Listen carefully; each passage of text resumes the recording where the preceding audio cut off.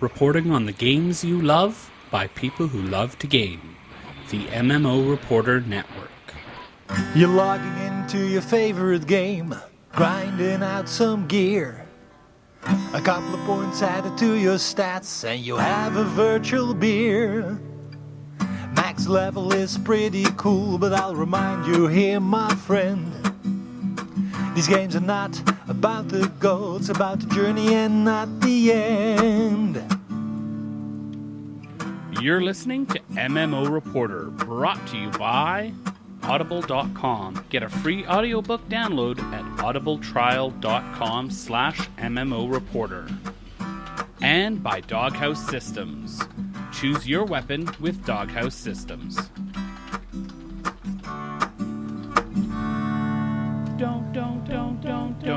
Don't forget about your ults you need to cherish. Each and every little character you've got, no matter what level they're at. Don't forget about your ults you need to cherish. Each and every... Hello everyone and welcome to another episode of MMO Reporter. This is episode 185. I'm Chris and I'm joined by my two favorite gentlemen whose letters of the first letter of their name is not in the second half of the alphabet and is also not a C. I've got Layanor. Hi Layanor. Wiki L. Wiki LL. Wiki Oh, Layanor. God, no. No. Wikipedia. No, Bill. Hi. Help. Beep, beep, beep, beep, beep, beep, beep, beep, beep, beep. Oh, sorry. Bill, do you know what the word is? No, The word? don't know. The word. Is it- Bird. Bird is the Oh, word. that's- Bird. And then we can Why, go on Bill? forever. I thought it was going to be like a word to your mother thing, but No. You don't watch enough Family Guy. no. Oh, wait, we're recording. Crap. Hi, Oh, everybody. Dang. We should probably, stay on task or something. That might be smart. Hi, we've got lots of stuff to talk about this week, so let's start maybe getting on track here, because, wow, lots of news. I made you guys work this week. Yeah. Yes. There was a lot to grind through there, and not even just like raid precursors. This was just watching stuff. Ooh, how very on topic, Bill. Well done. Good Oh, job. Golf oh. clap here. Golf clap. Good job. Smooth. That's me. Smooth As as smooth as Layanor's transitions from last week, which I kept in the show, by the way. That's right. I gotta listen to that show because I was just cracking up the whole show. I loved it. It was great. Speaking of what we did this week, Oh, right. Layanor, you should probably start. I got back into the Edinmores. Yeah, I saw everybody- Middle-earth at War was back. That's awesome. Yeah, everybody's all geared up, and the Moors is a little bit more balanced than it used to be. There are so many defilers, which are the healers over on the creep side, that are still high ranking because the defilers used to be overpowered. They were just healing like crazy, and Turbine wasn't balancing it out for a while. So just about every creep has one now.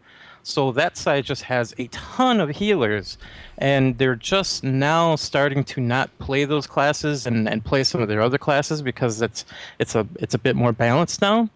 So now things are getting good, and that's why we started up the show again, because there are some major battles going. So I did get very close to 40%. I'm hoping for 50% by the end of this week. Awesome. That's going to be some grinding. Yeah. I took your guys' advice for Guild Wars 2 because I didn't know what the heck to do, and I started going to all of the areas where I already finished the hearts and started buying all of the gear that I could, and now the game is playable. So thank you.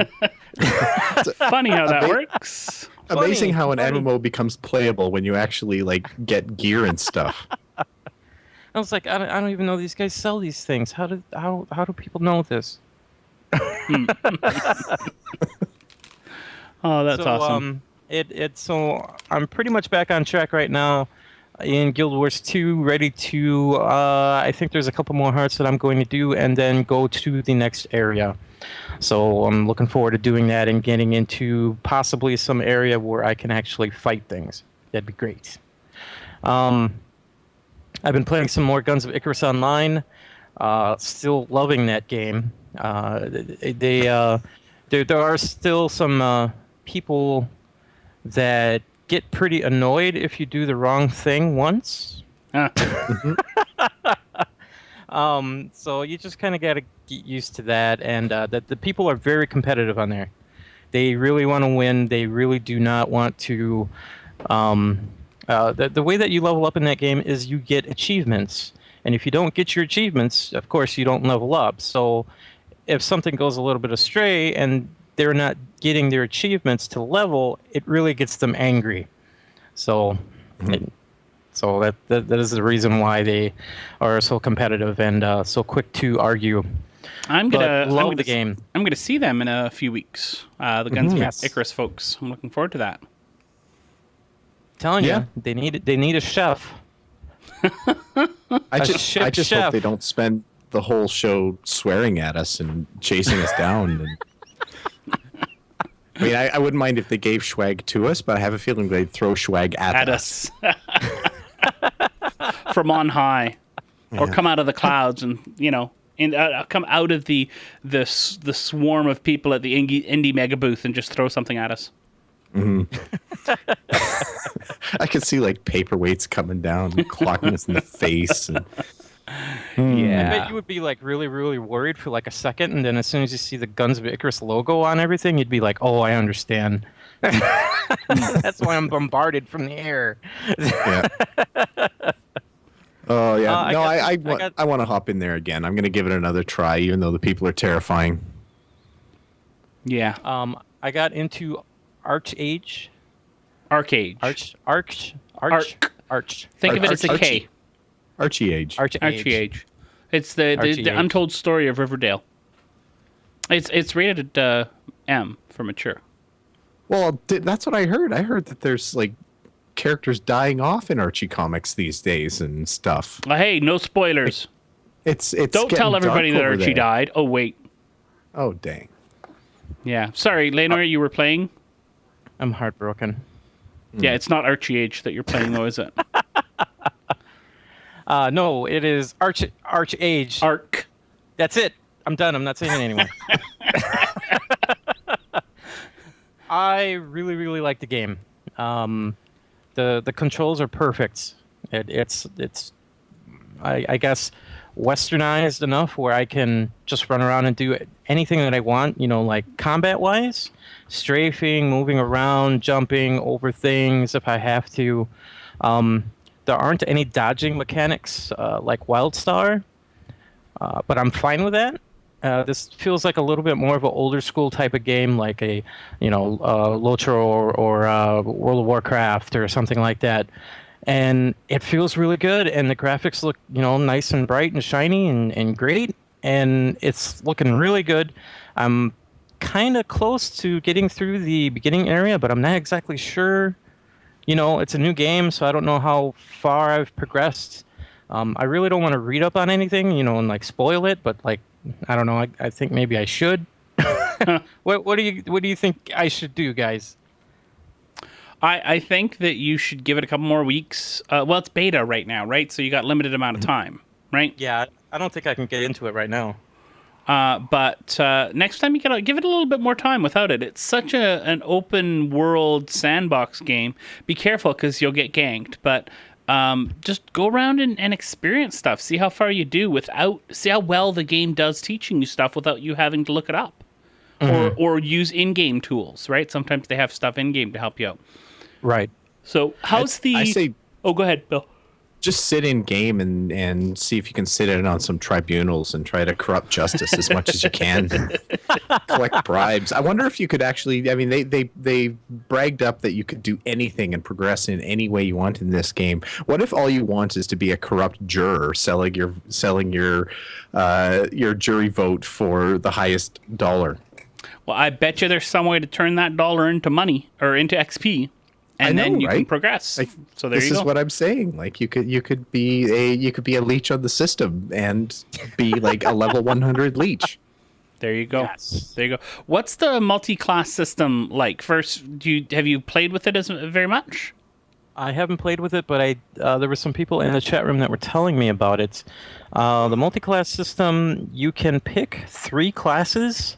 One is your main, and then a second one at some level, and then your third one unlocks, and you can put any 3 classes in there, and you can spend gold, in-game gold, to reset those trees and pick different classes if you want.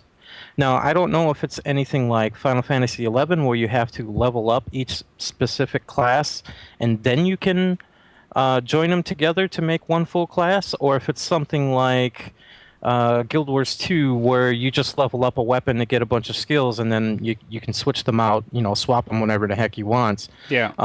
But there are skill trees and they unlock at specific levels, and then you get 3 classes all together as one class. I'm very curious to see where that goes. They said that you can put your points basically anywhere in these trees too, so it's nothing like, it doesn't sound like it's Final Fantasy XI where if your main class is level 50, your subclass could only be level 25. It's half of the level, so you would get all those level 25 skills and spells for your main character, your level 50. I don't know if any of that is in there or not. I would assume so, because there's got to be some sort of limit. Right. But we'll see. We'll see when the beta comes up again. Cool. Well, it sounds like a lot of fun.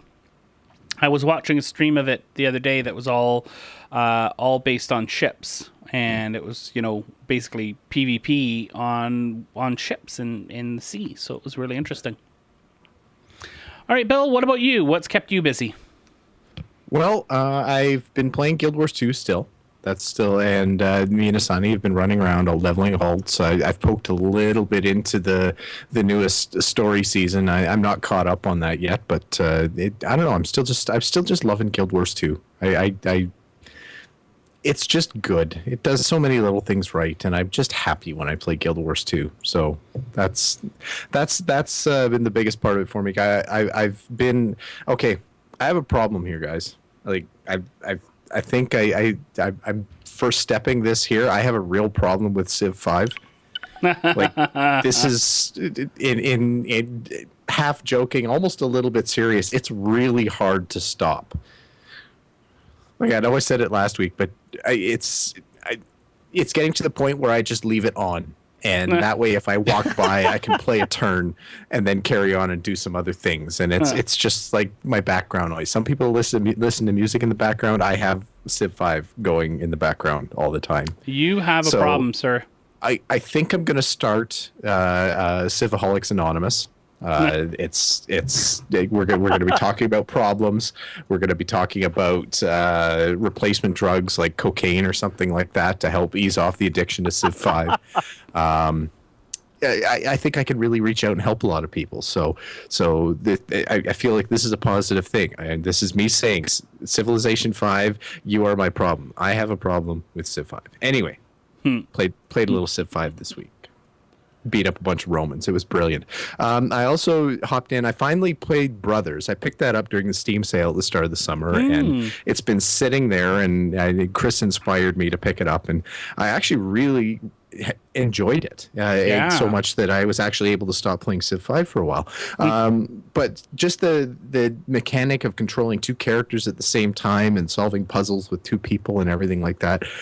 So far, I've been pretty impressed with. If you don't have it, I mean, it's an indie game out there. It's if you're looking for something a little different, it's really cool. It does require a controller, so keyboard and mouse will not help you here. So you'll need that. Is not true. That is not true. I play Brothers. WASD is one brother, and arrow keys are the other brother. Really, and that actually works. Correct. Yes, and space and Alt Control are the action keys.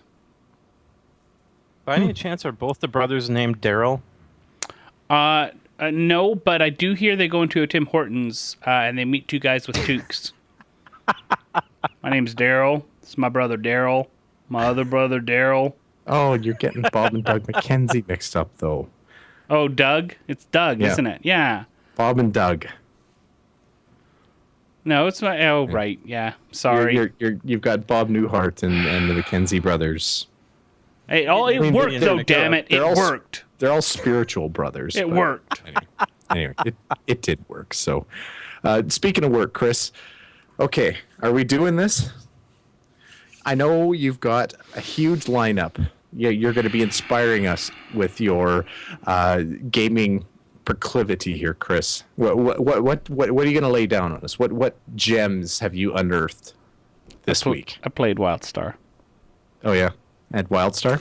I did get silver in my attunement for getting ready to raid, and that was actually one of the funnest, most frustrating experiences I've ever had. All wrapped up into one. And it was mostly because I just kept on having a whole bunch of different people in my group, and the groups weren't quite gelling until this last group when we finally got it. But I found that I haven't been able to do as much as I usually do for the network because I've been playing too much WildStar. So, I've actually decided, as of last week was my last week running dungeons for WildStar. I'm still playing the crap out of the game, but I'm not going to be doing the raiding in the dungeons because I need to open up my schedule to be able to play other games because, hey, people like me to cover other games too. It's more out there than just WildStar. It's awesome and is the best game ever that WildStar is. I do have to talk about some other things. So I won't be playing quite as much WildStar and opening it up to a few other things, but I think Slenny and I are going to play a little bit more WildStar. Yeah. What? So my opinion of all we have to do is tease you mercilessly for about 8 weeks in a row, and we can now control Chris. My opinion of the game has not changed. It's merely my schedule and my schedule will be changing. Hopefully, going back to work in a few weeks. Fingers crossed. Yeah, exactly. It's unsustainable the schedule that I was putting myself up to. Right. So I still think it's the best game out there right now, but I just can't play it as much as I want to. So I did play some other things. I played Trove, and this is actually something. We're kind of changing a couple things up. We're introducing a new show, but we're super soft launching it. Like super soft launching it here, and it's called First Report, and it's going to be sort of our first look at games sort of things, and we're going to use it both for previews but also for when the game launches and stuff like that. So I did a few Let's Play style videos of Trove. And so I've got 2 in the can. 2 were released last week, and then I've got 2 more coming out this week. And so I played Trove, and I had a lot of fun. So go check out those videos. So First Report is going to come out. Yep. The First Report is you kind of just go in blind and play it. Yeah. Haven't seen it. So we're going to actually.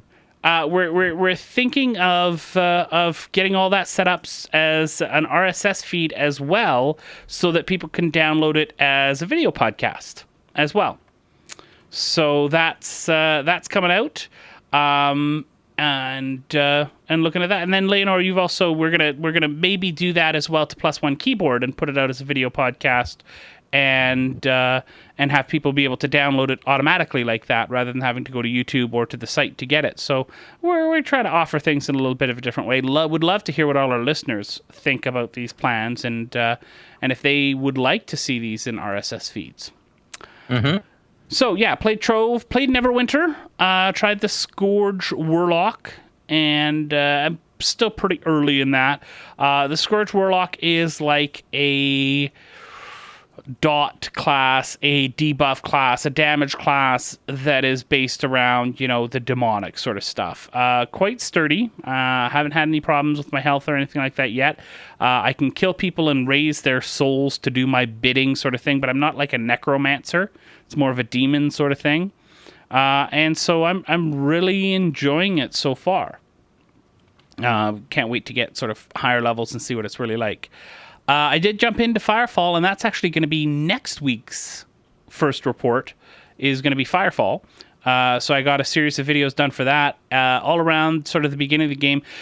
I had a huge problem getting into the game, and I think I mentioned it before, Bill, and you were having this problem too, where I would go to log in, and first I had a problem with my password, but then I didn't change anything.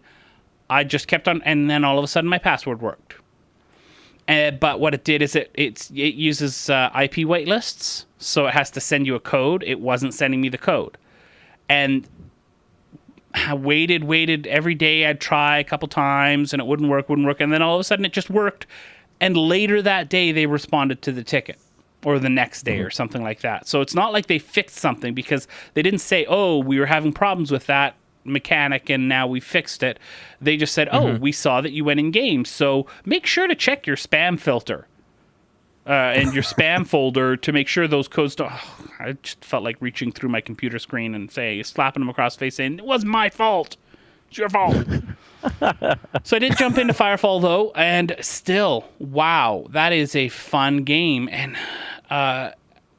it's the mix of open world shooter, great premise for the story and for what's happening, and then the MMO elements, the crafting, the resource gathering. I mean, resource gathering, you don't go out and you mine something, you go out and you call down a thumper, an airstrike of a thumper. It lands in front of you and it mines. This big mechanical beast thumps against the ground and mines, but like all good alien space stories, the thumping calls more aliens, of course. I mean, hello. It's alien world. No, it's Earth, but it's turned kind of alien. So you have to defend it. And then when it's done, poof, shoots back up in space. Or you can send it early if it's getting too damaged. So yeah, I mean, stuff like that is what makes Firefall great. So highly recommend anyone who likes shooters, anyone who likes MMO-ish shooters, something a little bit more than just matches. Although they do have PvP and stuff, which I didn't get a chance to get into. Go check it out, Firefall.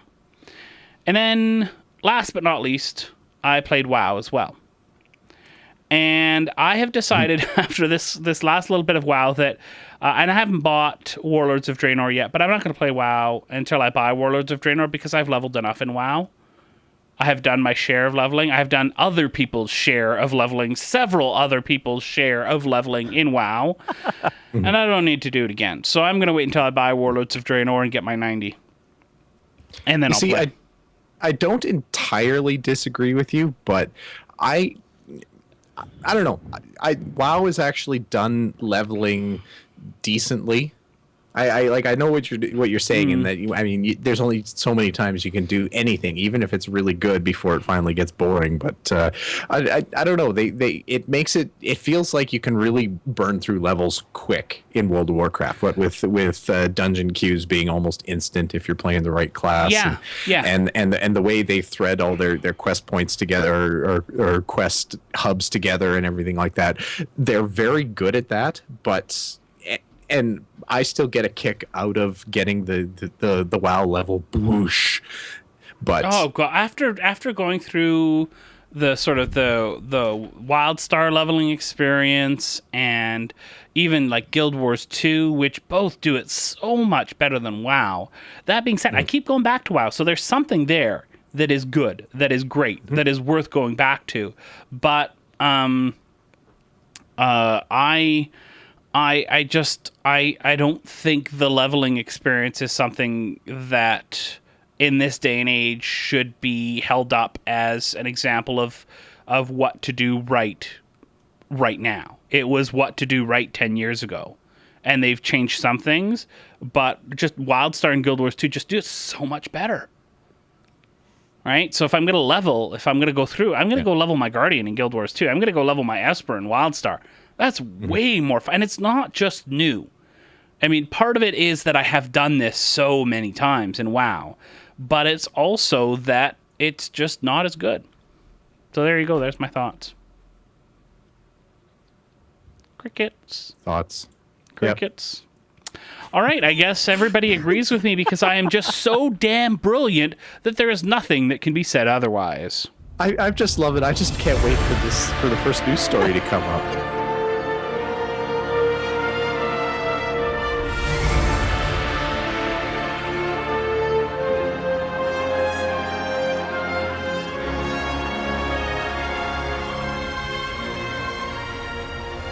Oh, I'm sorry there, Bill. After I said I was brilliant, I just couldn't hear anything else. Mm-hmm. So Oh, just that music cue just came in just so strong. I guess it just wanted to accentuate my brilliance. I'm kind of used to it. That's pretty much yeah.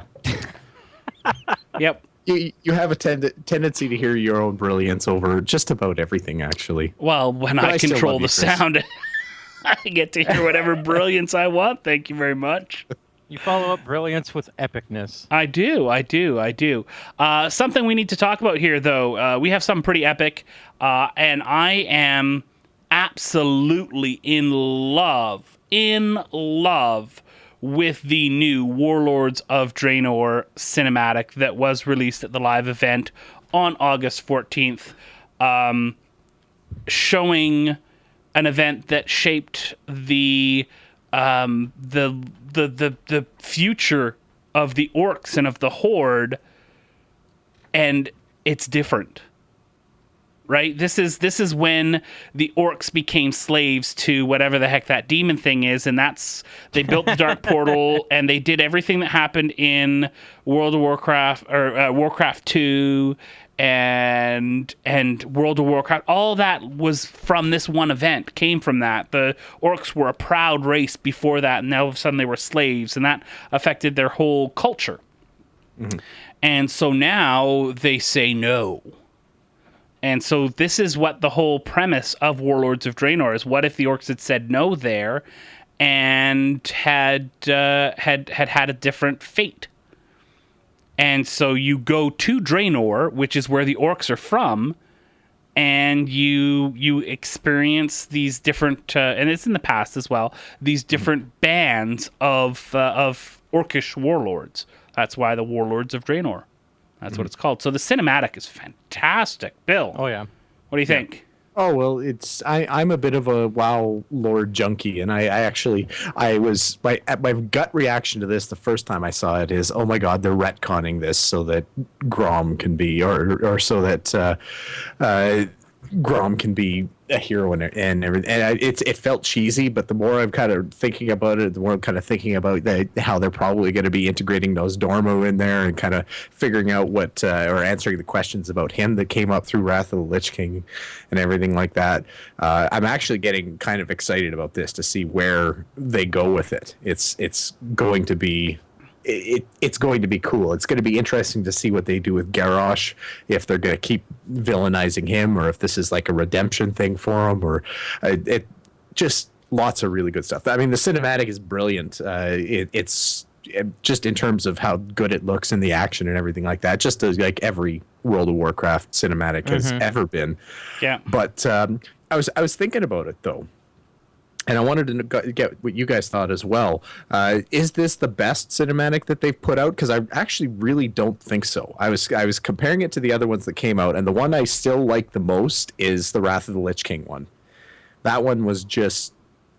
It wasn't quite as Michael Bay as this one here was or anything like that, but I thought that it actually set the story way better than this trailer did. I mean, I'm not saying this one's crap or anything, but I thought Wrath of the Lich King was best. But what do you guys think? What's your favorite World of Warcraft expansion trailer?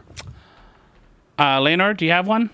Oh boy, I don't think I've watched a lot of them. I think the other one I seen was the Pandora one, where the main panda character was jumping around doing cool kung fu stuff with plot, fighting an orc. Orc and a human, thank you. Yeah. I don't remember seeing any other ones, except for the beginning cinematic of the game, which I thought was really good. You know, actually, your homework, Layanor, is to watch them all. Yeah. It will take you 20 minutes, and you will thank yourself. Maybe we'll try to link those in the show notes if anybody else hasn't watched them all. You really should. But I have to say, I think Pandaria is my favorite, one of my favorites. Oh, jeez. I really like it. I really think it's cool. and the humor in it. There's more humor in it than other ones. What did we notice, though, Bill? The most important thing in this particular cinematic. What did we notice about it? Do you know? Lack of gnomes. That is 100% correct, Bill. Ding, ding, ding. 1 billion points for me. They are still... Gnomes are the only class that has not been portrayed in a cinematic? A cinematic. Didn't they make an appearance into Cataclysm? Wasn't there like a token gnome that was there was not. flying through the air or something like that? Nope. There was not. I don't know. I was watching this new cinematic, and this came up during YouTube when I was looking through some videos, and this came up as an advertisement, and I was like, "Oh, the World of Warcraft movie trailer is out." And I kept watching it, and I was like, "Oh, this is for the expansion that's coming up." And I was kind of hungry at the time, so this is a little bit off topic. So I was wondering what flavor of that stuff was in the cup.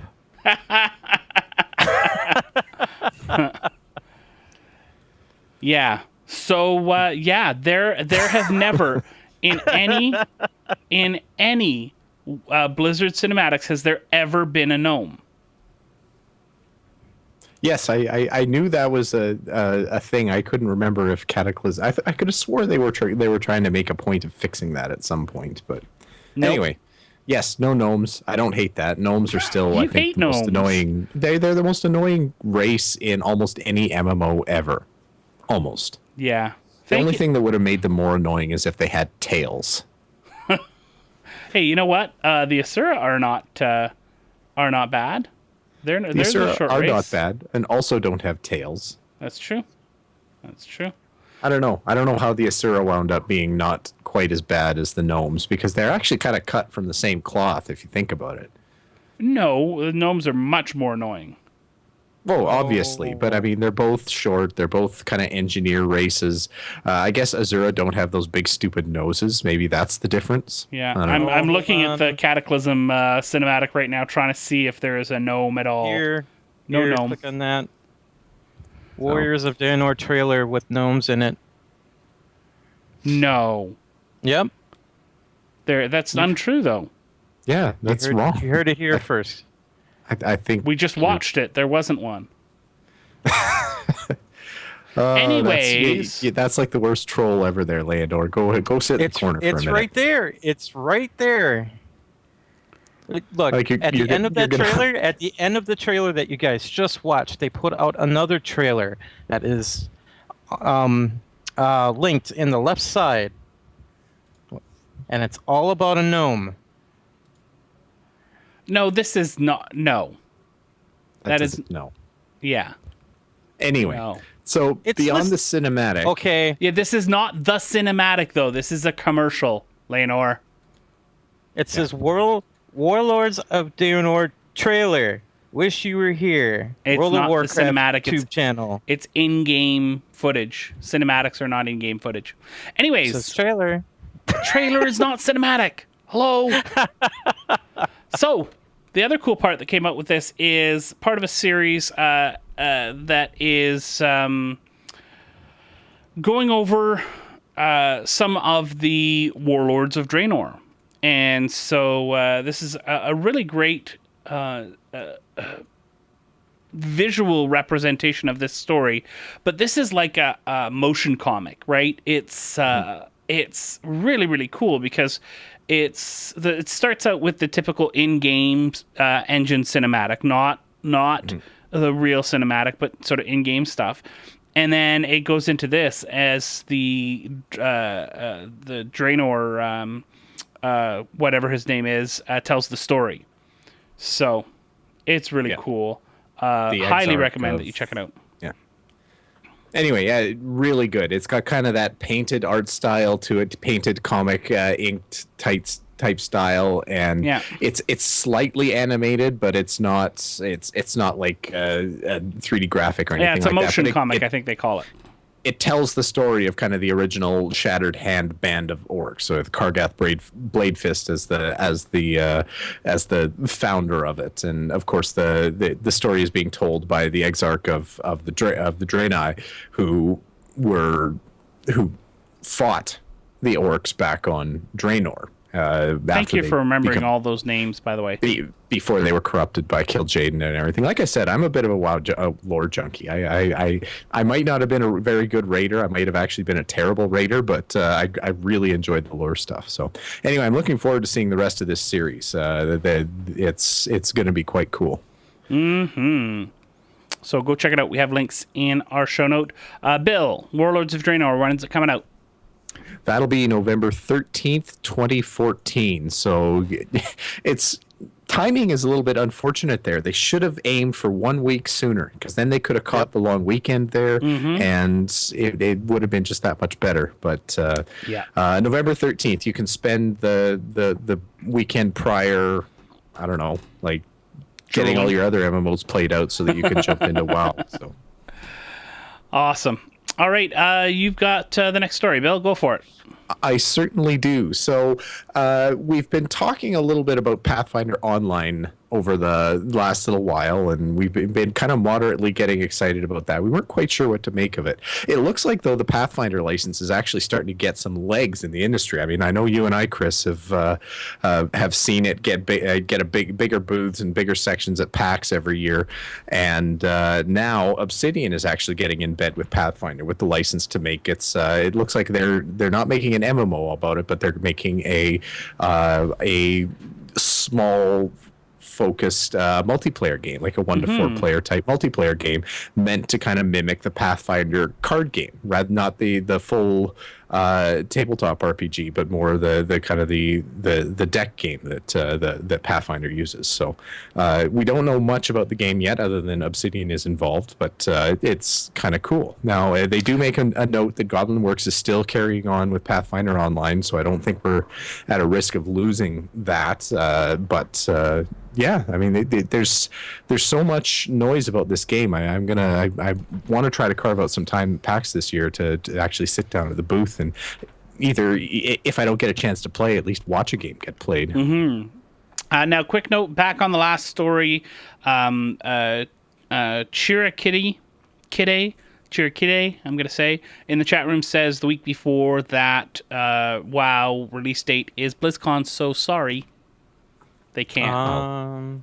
Yeah, because Blizzard has absolutely no control over when BlizzCon happens either. I mean, so I guess their hands were tied. I guess they could move the entire BlizzCon just to make that come out a week earlier. Yeah. I mean, I get the impression you're joking, but I mean, to me, that's just like a duh. Like, long weekends are gold for game releases. They're not long weekends. Gold, Chris, gold. Is it even a long weekend in the States? November 11th a holiday in the States? I don't think they call it Remembrance Day, though. I think they call it Is it Veterans Day? Maybe it's Veterans Day, yeah. Do you have a holiday on November 11th, Layanor? I can knock.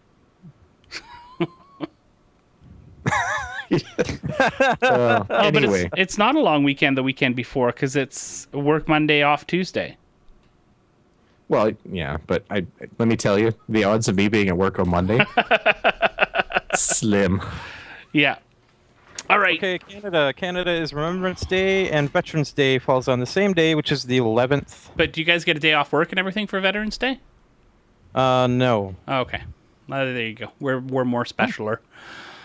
I'm looking forward to seeing some more stuff about Pathfinder. I have been wanting for years, like a couple of years, to buy that Pathfinder card game so desperately, and just never quite have the money when we're there. So hopefully next year I can. Hopefully. Fingers crossed. But would really like to play it. So that's cool, because Pathfinder's cool, and I like Obsidian. I trust what they do. Yeah. Well, it'll be interesting. Like I said, I mean, Goblin Works is almost kind of an indie developer for the MMO, but like I said, every year it seems Pathfinder's getting more and more traction to be that kind of gaming universe. Like, it's almost like they're giving D&D a good run for their money. So Yeah. Yeah. So, Looking anyway, forward to it. very cool. I'm trying to keep my eyes peeled on Pathfinder Online, actually, because I still feel like I need to get a good run at that. So if there's any Goblin Works people listening, I just saying. At MMO Bill, just saying. All right, talking a little bit more about WildStar, getting back to that, I wanted to mention a couple things. First of all, they are changing the way in which attunement works. And attunement is basically steps that you need to go through in which, once you've completed them, you get access to the raid. You have to buy a quest item. It's called the Genesis Key, and then it gives you quests one step at a time, and the step I'm currently on is the complete all dungeon at the silver level. And to do the dungeons at the silver level, what you have to do is these fairly complex dungeons, way harder than other dungeons in other games. You have to complete them in a certain amount of time, so there's a timer, but you also have to finish all of the optional objectives. So then you get a silver medal. It's basically rating your run. You can get bronze, silver, or gold. So it's not just the speed; it's also how well you do and how much you finish all the optional objectives. Well, they're going to be changing it so that you only have to get a bronze to get that step of your attunement done, which basically means no timer. You still have to do all of the optional objectives, but you can now take your time going through the dungeon. You basically just have to finish it. And that's they're not nerfing the content, but they are changing the way in which you have to attune. Okay, so bronze is just getting to the end and killing the final boss. I think so, yeah. Silver is doing all the optional steps in the raid. And beating And gold beating a timer. And beating a timer. Yes. Okay, so I thought the gold level is the same as silver, except beating getting faster. Except beating a more aggressive timer. Yeah. Okay. Wow. Okay. Yeah, I'm wondering how the more hardcore are going to respond to that. Well, a lot of people are calling it a nerf, which I don't personally. I don't think it's a nerf to content. The content's not going to be any easier. You're still going to have to learn the fights. You're still going to have to be able to complete it. You just will not have to chain pull through everything. You're going to be able to take 5 or 6 times to get a boss down and still have it count. You don't have to do it perfectly all the way through. Okay. So is there an incentive? thank you. Gold to is do no it? deaths, by the way. Yeah, you get more chances at better loot. So the way it works is bronze is a small chance, silver is a better chance, and gold is a really good chance at getting epic level items. It used to be gold was a guaranteed epic, but they changed that because what happened at launch is the really hardcore, if they had a single death, would vote to disband the group right away because they wouldn't get gold. And that guaranteed epic was worth doing that, voting to disband, and then starting again. Right. Either with a different group. And so the pug community didn't start off on a really, really great foot. But changing this now, because the thing is, while bosses may have timers in raid, the entire raid does not. So you can take 15 times to down a raid boss. You don't have to do it on the first time. You're still having to learn the fight. So I don't think that it is nerfing content. Some of the hardcore do, some of the hardcore don't. My guild is pretty 50-50 on that. But the 50-50 is it's black and white. No gray area at all. Yes, it's nerfing, or no, it's not. Nothing in between. So now, though it is better for pugs, more people are likely to continue because all you're doing by doing better is increasing the chance. You're never guaranteeing anything. So the other thing that they're doing is changing the itemization, and they're making some other changes, but these are the two big ones. One of the things about gear right now is that you have your gear stats, and then you have rune slots. There's different categories of rune slots like life, earth, fire, logic, fusion, all sorts of stuff, and different ones, and different numbers of rune slots. Different types of runes that you can slot your gear with, think gems in WoW, will give you different types of bonuses. While some may overlap, Some don't offer. Like, for example, I can't get, you can get rune sets as well. So if you have a set of this particular type of rune, you get a set bonus as well. And earth and water may have this set that I want, but life ones don't. So I have to make sure not only that I get the gear that drops that I want, but that it has the slots that I want as well. And not only that, the number of slots. So they would randomize the type of slots and randomize the number of slots. Well, they're going to change the number of slots that you get so that basically dungeon drops and raid drops will be the best, and then world and crafting will not get as many rune slots. They're still going to randomize the type, however. And what they're going to do for people who have gear from before is they're actually going to have items that based on, because they're basing this on the rarity tiers. So more rare items will have higher number of rune slots. You'll be able to increase the number of rune slot for your rarity of item to what it should be if you rolled like the random number generator was really bad and you got one rune slot on a really epic piece of gear. You'll be able to add a couple of rune slots to it to whatever it should be at, but those are still random. So that is better. I think Carbine was really surprised, not that people struggled, but how long people struggled for to get into the raids. To be blunt, I thought I'd be raiding by now. I thought, it launched in late May. I thought all of June. I got leveled up in a few weeks, and then into July, get the attunement done, and then boom, we'd be into raiding. Yeah, no, it's my entire guild is not into raiding. There's like 4 or 5 people that are ready to raid. That's it. And so I don't think that the content is too hard. I think that the attunement is too Grindy, yeah. Does that make sense? What do you guys think? Does it sound like it's nerfs? Because this is a big deal. Carbine said they'd never nerf. We're not going to nerf. We're not going to go easy mode for people just because people start to complain. We're going to stay hardcore. That's easy mode. That's a version of easy mode. It also gives you the option for hard mode, but there was stuff like this in Nitro 2 where you can go easy mode or hard mode, and most people just farm the easy mode and forget about the hard mode. So it is essentially nerfing, but still giving the challenge to the people that want to spend the time maxing out their gear and their characters to actually go through some of the harder content. But they're not the. It really comes down to the rate the rate difference between like a bronze raid completion compared to a gold raid completion.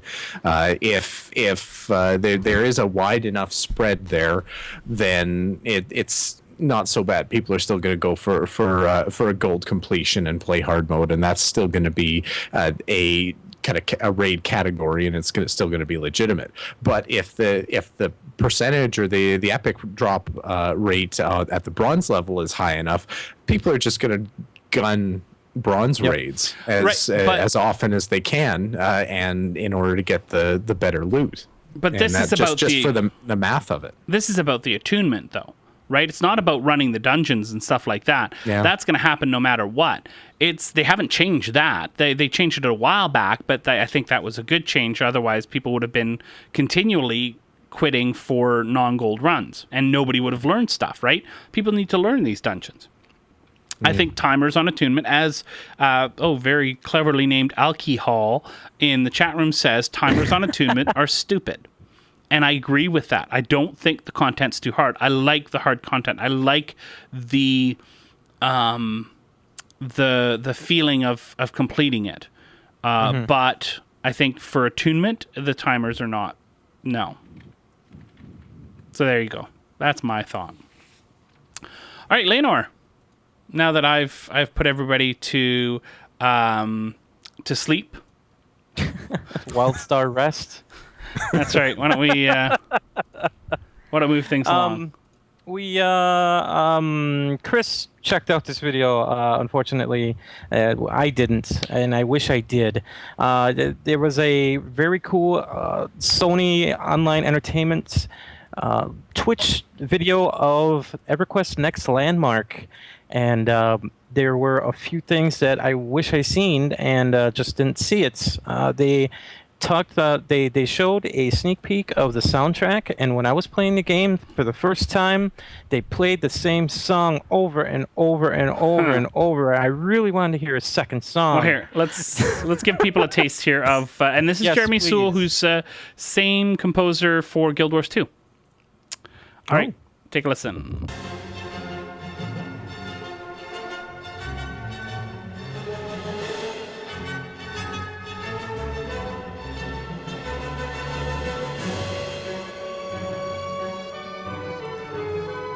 Is anybody else back in the 80s with me?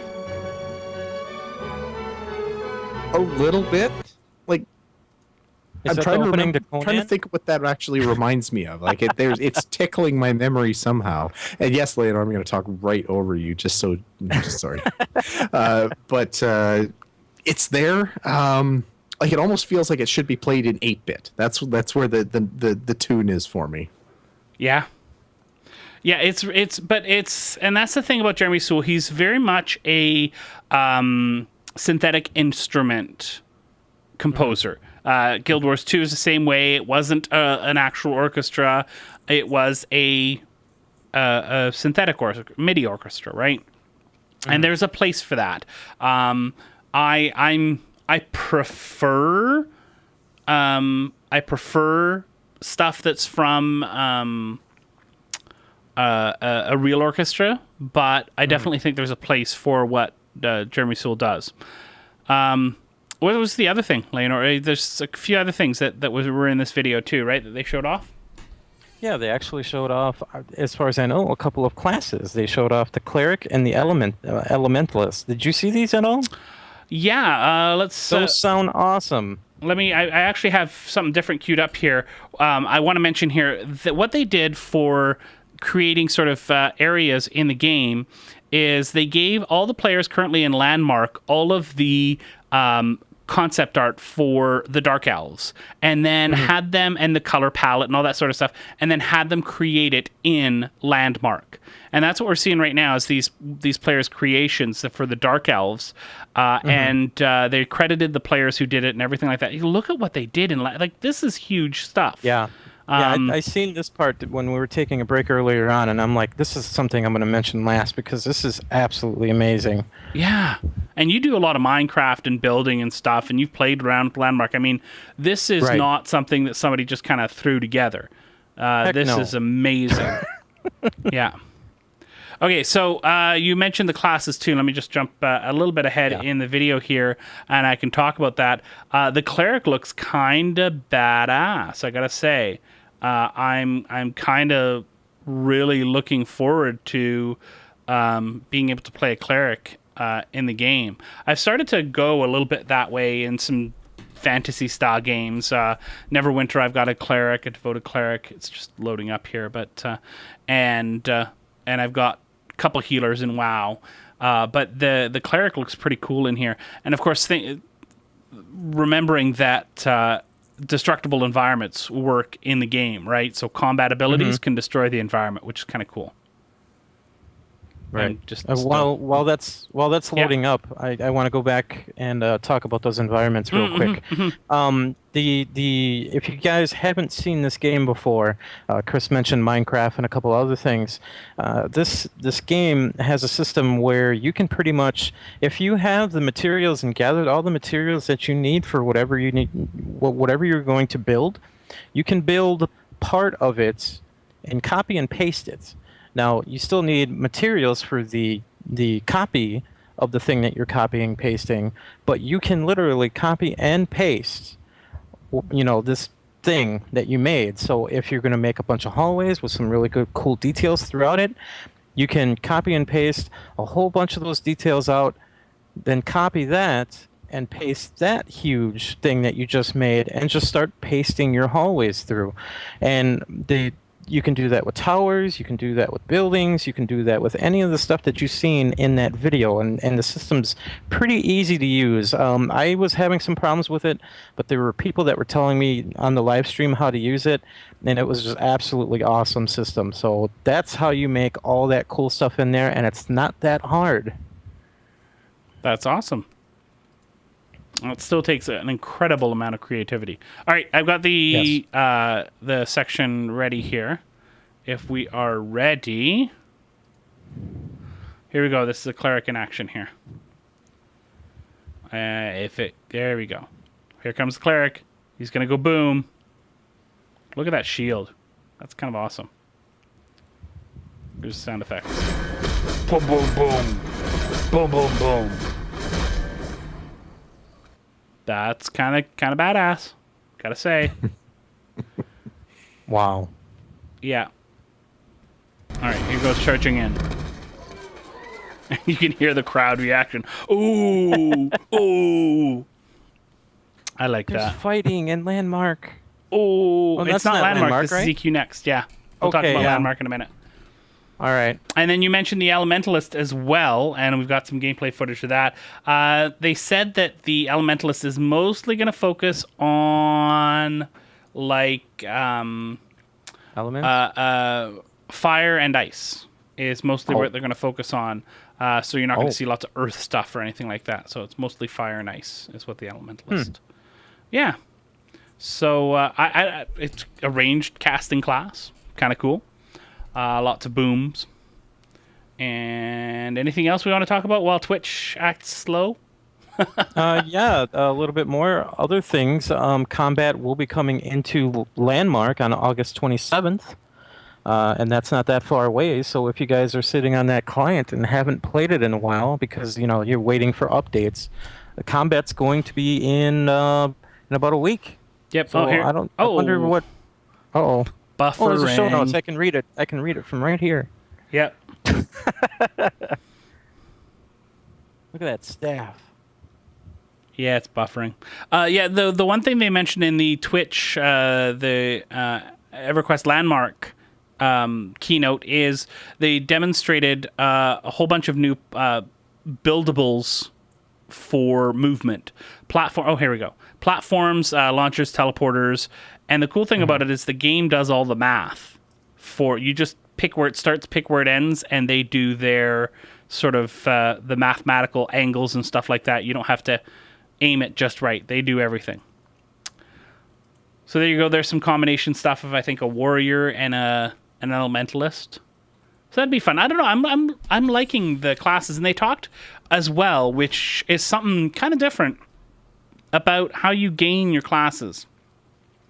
And that is that you gain them through your adventures. You have your first class, and then as you're going along, you might have an adventure with a priest of so-and-so. And, you help them out, and you end up becoming their bodyguard for a while. And at the end of this whole adventure, he decides, hey, you're cool. I'm going to teach you how to be a cleric.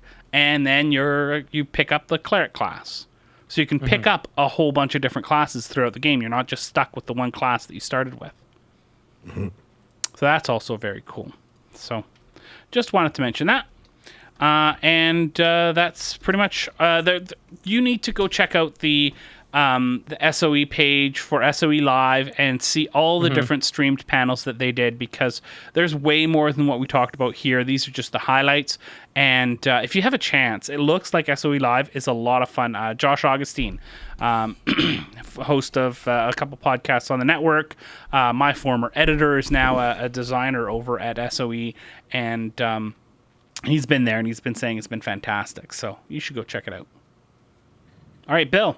You got our last story here before we get to our emails. Our very last story here. This is just an epic story. I'm so pumped. No, Bill, you're being sarcastic. Elder Scrolls again. Online Update 4. They posted the YouTube video outlining the changes that they're putting in, and they're all kinds of ESO-y stuff in there. There's the mysterious tale of Craglorn. So there's that. There's the Dragonstar Arena, so you could kind of get pumped up about that. See, this is the thing, and we talked about this a little bit before the show. Right.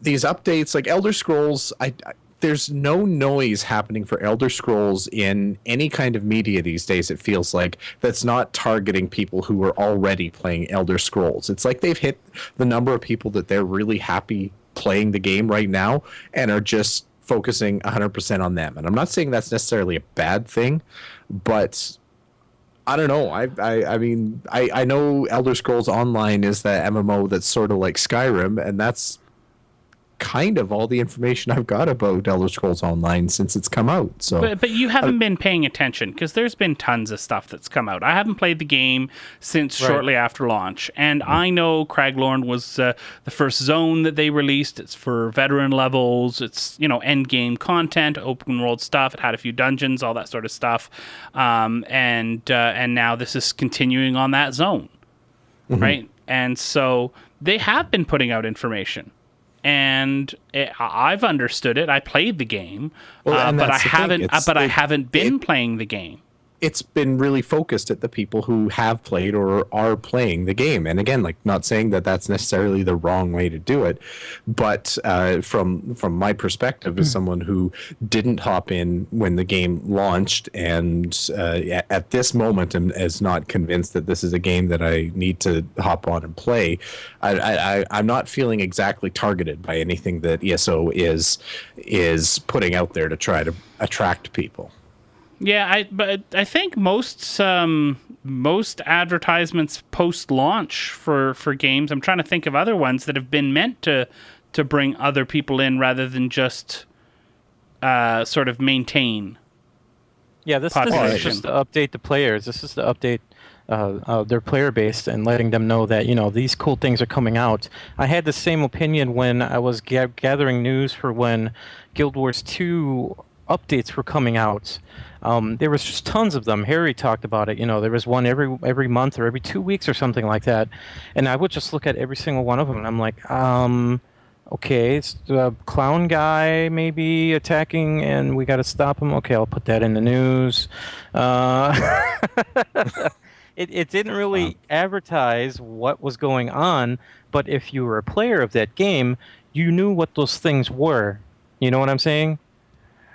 You see, the game that did this really well, and I know this has been this has been taboo for a long time. World of Warcraft always did this really well. There was always an aura of stuff going along around World of Warcraft where they really tried to. I shouldn't say always. It was for most of the lifetime of World of Warcraft, probably.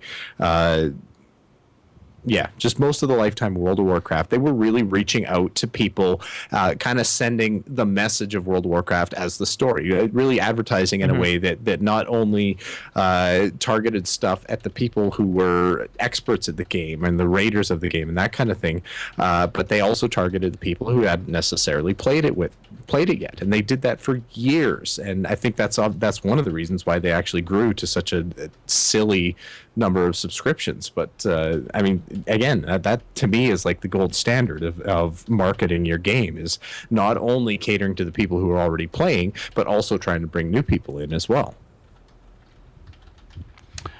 Yeah, I don't know if I agree with that with World of Warcraft, about it being sort of always trying to focused out in its advertisement. All through the game, they were putting out lore. And again, I've talked about lore a whole bunch in this episode, but they printed novels. They ran they were like the original lore Wikipedia offering out there and that kind of thing. And that's the kind of stuff that, I mean, people can identify with a story pretty quickly, even if you don't know your stats from your gear, from your shoulders to your mace or whatever. You at least know like good guys and bad guys, and that's something that can bring people in. Yeah, I can see it with the novels. The story of, sorry, I can see it with the novels, but I don't know if I. Well, the novels, the cinematics are a perfect example. The cinematics draw you in right away. As soon as you start watching those, you look at those and you're like, "What am I missing? What's going on in the story? I really want to see how this ends." Yeah. And it's like that with the few cinematics that I've seen. They're absolutely great. I get that. Yep, totally. All right. Let's move things along, though, because we do have a couple of emails. I'm going to start here. And this one is from Minor Deviant. And Minor Deviant says, I'm new to your podcast, and I'm really enjoying it. Thank you. I know you cover a number of MMOs, some free to play, some buy to play, and some with subscriptions. Unfortunately, I'm in a situation that I am not able to justify a subscription. My question to each of you, what are your favorite 3 no-subscription MMOs? Keep up the great work. Always looking forward to the next episode. Layanor, why don't you start? I'm going to start off with my number 3 first, which is The Secret World.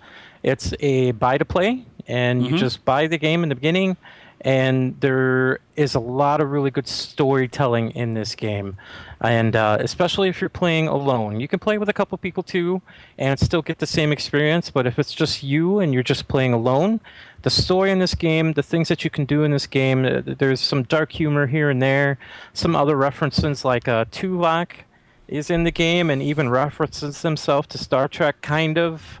Some of those things in this game are just like absolutely awesome. Unfortunately, later on down the line, they do require you to buy the new expansion Tokyo and a couple of other things that you will need to get the full game. So that's my number 3. My number 2 is Lord of the Rings Online. The beginning of that game is all free. Except for maybe some things where you open up your gold cap, how much gold that you have, and a few other things.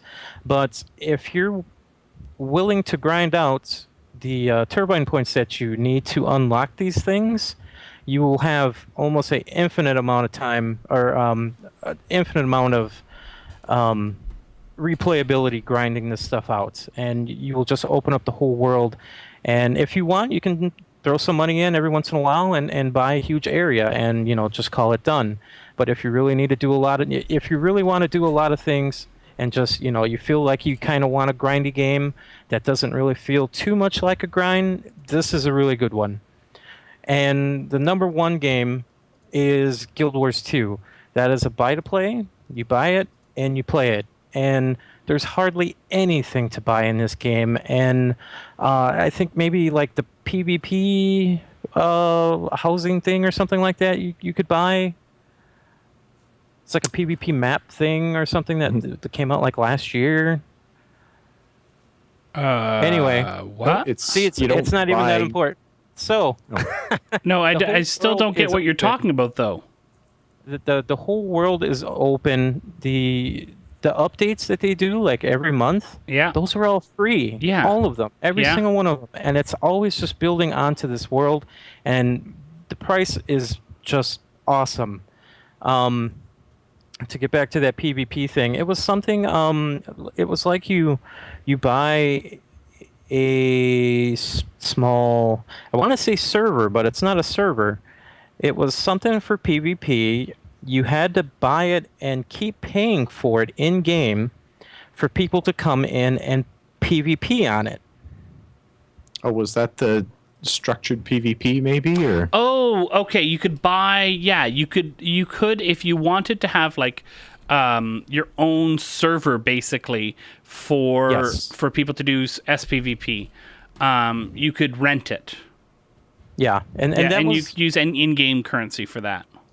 That was like maybe the only main thing you could, spend money on. Everything else is free. It's awesome. Oh, there's no content, but there's tons of quality of life. I couldn't imagine not buying the infinite harvesting, because when you harvest, you use up implements. There's consumables basically. They have infinite ones that you can buy. Those make life so much better. Oh, and bank slots and extra character slots and that kind of thing. It's like it's nothing that's going to make it so that you can get to the next tier of dungeon running or anything like that. But quality of life stuff. Like they did a really good job of parsing that out and making that what you pay for after you've bought the game. And the game is still, well, it's not free because you paid for it, but once you paid for it, it's done and you have it. Yeah. Yep. All right, Bill, you're up next. So for me, I will pull a Layanor and I'll go in reverse here. My number 3, I actually put Star Wars: The Old Republic. This was a hard one because if you ask me, probably next week, my list is going to change. But this week, I'm going to say The Old Republic is my third, just because it is technically free to play, and there's an excellent single player / small group gameplay to it. Like the story game. Like if you're at all familiar with BioWare and their RPGs and Knights of the Old Republic games and everything like that, that's almost kind of embedded in your MMO. That's like the core experience of the Old Republic. And there's raids and that kind of thing. The trick is their quote unquote free to play is really difficult to navigate without dropping some money into it somewhere along the line. So that's a little bit of a caveat. But as long as you're okay just sticking to kind of the core game and the core storyline, then I think you'll really like the Old Republic. And plus, it's Star Wars. Sometimes you just need a lightsaber fix. It's better now than it was at free-to-play launch. You don't. I don't think you have to buy the ability to hide your helm anymore.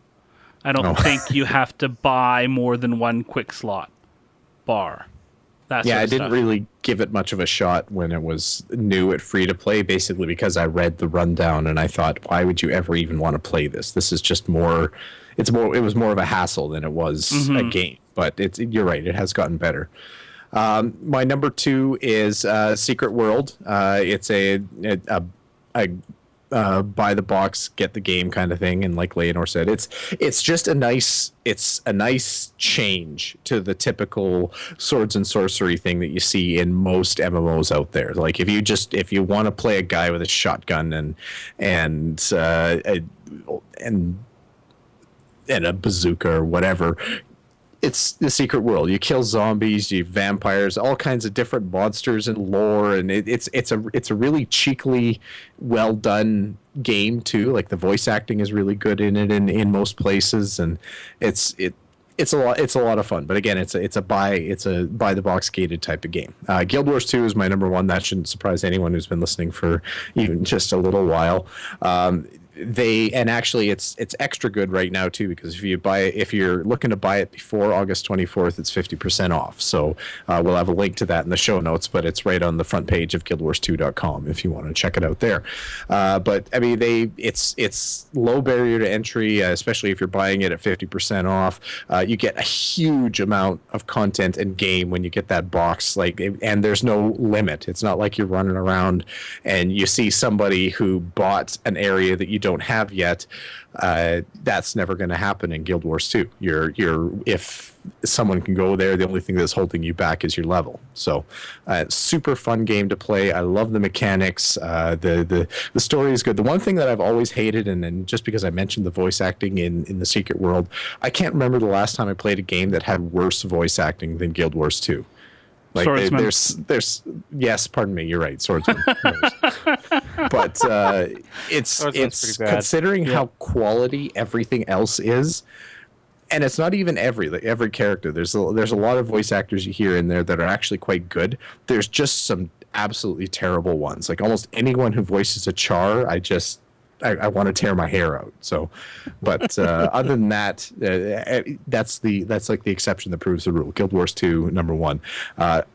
I'm going to cheat and I'm going to throw in honorable mentions here. Lotro, very good. Neverwinter, really easy to step into, have a lot of fun there. Star Trek Online, just to get your Star Trek fix. It has some really neat spacefaring part of the game. And Rift is just quality top to bottom. It's if I was going to pick anything to replace the Old Republic, I probably would have put Rift in there. So, Chris, go. Number 3, Marvel Heroes. Fantastic dungeon crawler / MMO with Marvel Heroes. Fairly good selection of heroes to start with, and you can earn more heroes in-game, although it does get fairly grindy. I love the game. I love the mechanic. I think it's very, very well done, but it doesn't click with me the same way Diablo 3 doesn't click with me. I don't play Diablo 3 for hours and hours and hours when I'm done the story. So once I completed the story and I kind of ran through, it kind of lost its luster for me, but not on any fault of its own. It's the whole genre that is not my thing, right? Not necessarily not my thing. It's my thing in small doses. It's my thing with a strong story. And number 2, Rift. Rift, I think, is an absolutely amazing game. It held my heart for a very good long time and still does in many ways, and will be my WoW, I think, more than WoW itself is. And just the soul system, the combinations, the world, the content was hard, but not too hard. And it did classic MMO right. Absolutely. And then my number 1, Neverwinter. You like D&D, pop into Neverwinter. You're going to get that feel.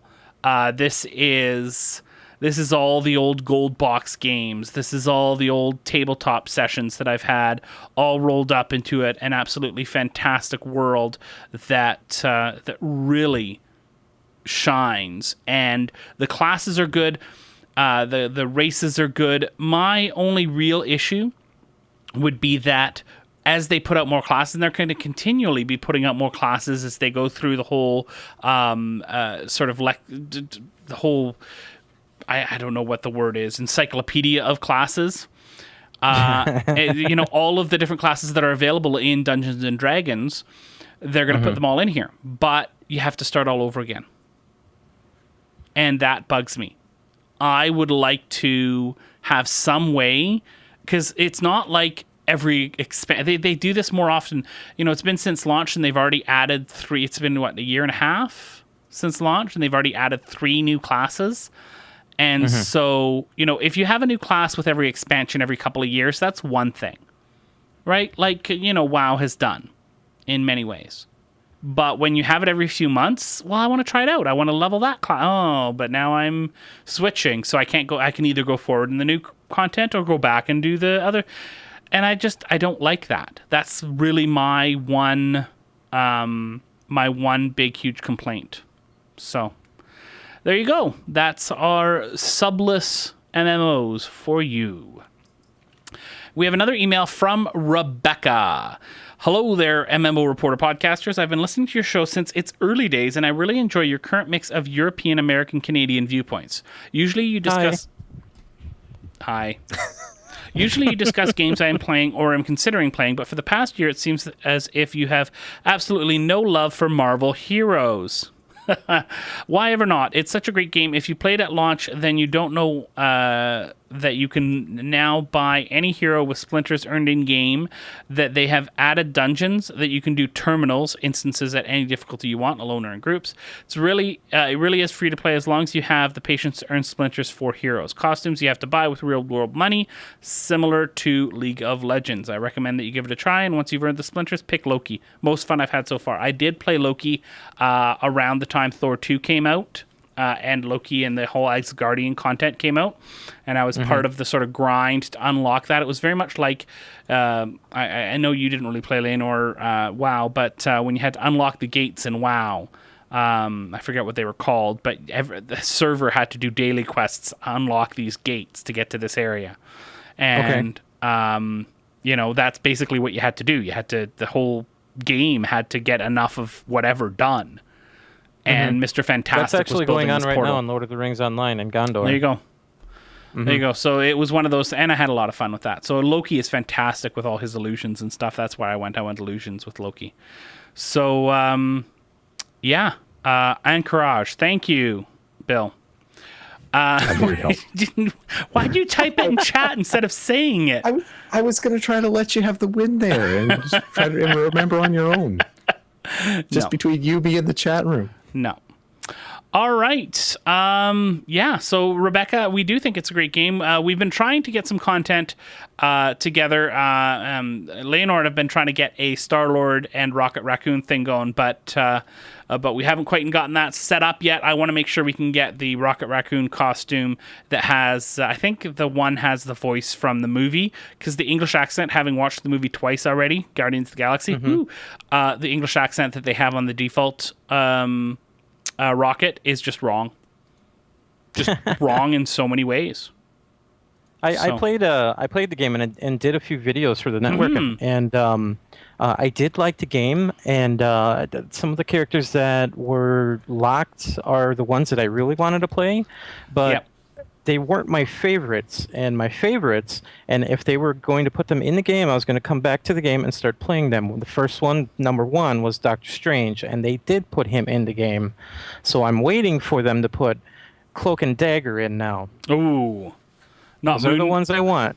They're in the game. They just stand around. I want them playable. Those are my top 3. Well, they've got Ghost Rider in there now. They've got oh gosh, I'm gonna have to pull up the heroes list so that I can be accurate about this. But and they've rebranded the heroes into Marvel Heroes 2015. So yeah. Okay. So what have they added here recently? Obviously, the Guardians of the Galaxy stuff. They've also added the whole sidekick thing where you can have a sidekick. So you can be going along, and I was playing as Rocket for a while, and I called in Groot as my sidekick. Basically, it's an ability, and he's there for 30 seconds, then he goes away. Right? So, okay, they've added Gambit, Ghost Rider.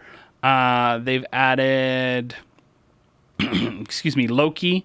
So the first villain they added to the game, Nightcrawler's in there now. Cyclops, which, Layanor, why are you not playing her? I'm sorry. Mr. Fantastic. Scarlet Witch is in there. Silver Surfer. Spider-Man was always in there. Squirrel Girl, obviously. Taskmaster is in there. So they're adding a lot in there. I don't see Doctor Strange, though. I thought you said Doctor Strange was in here. I'm pretty sure he was in there. Oh, there he is. Doctor Strange. Deadpool. Including Pirate Deadpool, which is just awesome. Cable, which is awesome. Anyway, so lots of heroes in there. And I really think people should go check it out. Speaking of checking stuff out, Bill, if people want to check out more about us, what are some of the different ways in which they could do that? Well, you can head over to MMOReporter.com to find the hub for the entire MMO Reporter network, MMO Reporter, as well as all the brother and sister podcasts out there. You can send us an email at mmo.reporter@gmail.com. You can check us out on Facebook, facebook.com/MMOReporter. You can tweet at any of us, either at MMO_reporter for Chris, at Layanor for Layanor, at MMO Bill for yours truly, and at Harry Hall, who is in absentia while he saves the universe from something or other. You can give us a call at 616-666-6778 or use the widget on the right side of MMOReporter.com to send us a voicemail, which we will listen to, play on the show, as long as you don't like swear or make fun of our mothers or anything like that. Finally, you can check us out on YouTube, youtube.com/user/MMO Reporter Network for all of our streamed games, all of our podcast streams, as well as gaming show presentations like the upcoming PAX Prime 2014 and all kinds of other goodies there over on YouTube. And finally, check us out on Patreon, patreon.com/MMO Reporter. Well done, Bill. Hey, we should talk about PAX. We're going to be going to PAX. Yay! Lots of videos are going to be coming out, folks, so keep checking out our YouTube page because I'm counting now, and we might top 30 this year, which would be a new one for us as a network, which would be incredibly exciting. Just to go over my calendar just a little bit here so people can see, so I can tease a little bit some of the things that we're going to see. I know I'm going to be seeing Destiny. I'm going to be talking to the folks over at Carbine. I'm going to be talking to the people over at Wargaming and talking about World of Warships. Talking to Tryon Worlds, Guns of Icarus. I'm going to check out this game called Nosgoth, which is Vampires versus Human. Talking to SOE, going to the Orcs Must Die panel. You're going to the Firaxis panel, Bill. Carrie's going to see some hardware stuff. She's going to go also go to some D&D stuff. But Bill, we're going to go see Acquisitions Inc., which is going to be awesome. Awesome, yes. Awesome. So excited. It's every year we go to Acquisitions Inc. and we say, you know what, we're going to start playing D&D again, and it's going to be awesome. Gosh darn it. And every year we totally don't. Fail. Miserably fail. But this year is going to be different. Right. We need to buy the 4th edition books. Is the problem? Yep. Starter pack is out already. I think the player's Why don't you guide guys is out just now, do too. Pathfinder then? Well, I want to do Pathfinder card game that Mike Selinker put out, and I want to do D&D, and I want to do it all. And we could do it via Skype, and we could stream it. Would anybody want to hear that? I don't know. That kind of sounds kind of Sure boring not. to me. So, yeah, it sounds. I don't know. I don't think I'd want to stream that, but Skype would work. Skype would work for us, or Google Hangout or something. D&D, yeah. And yeah, go. Patreon, please. We love you all. You're all fantastic. You're all amazing. Patreon.com/MMO Reporter. And hey, Rory, thank you. All right. That is it for this week. Thanks, Bill, for a fantastic show. Oh, well, thank you. I feel energized, although my Dutchiness feels reduced. I'm gonna have to. I'm gonna have to wear orange to the next show just to kind of make up for it, I think. Yeah, that would work. Layanor, will you be wearing orange next week? No, I'll probably be wearing green and singing "Go Ninja, Go Ninja, Go." Okay, I'm confused. Everyone else can just hang out in our confused state and just say thanks, Layanor. Thanks for coming. You're up. welcome. Thanks to both of you. As always, it's an absolute blast to record with you. Hey, we had a very active and very fun chat room tonight. Thanks for coming hanging out with us at twitch.tv/MMO Reporter. It was a blast. Thanks for downloading the podcast, everyone. We hope that you download the podcast again next week. But, of course, most importantly, we hope to see you in game. Don't forget about your ults you need to cherish. Each and every little character you've got, no matter what level they're at. Don't forget about your ults you need to cherish. Each and every little character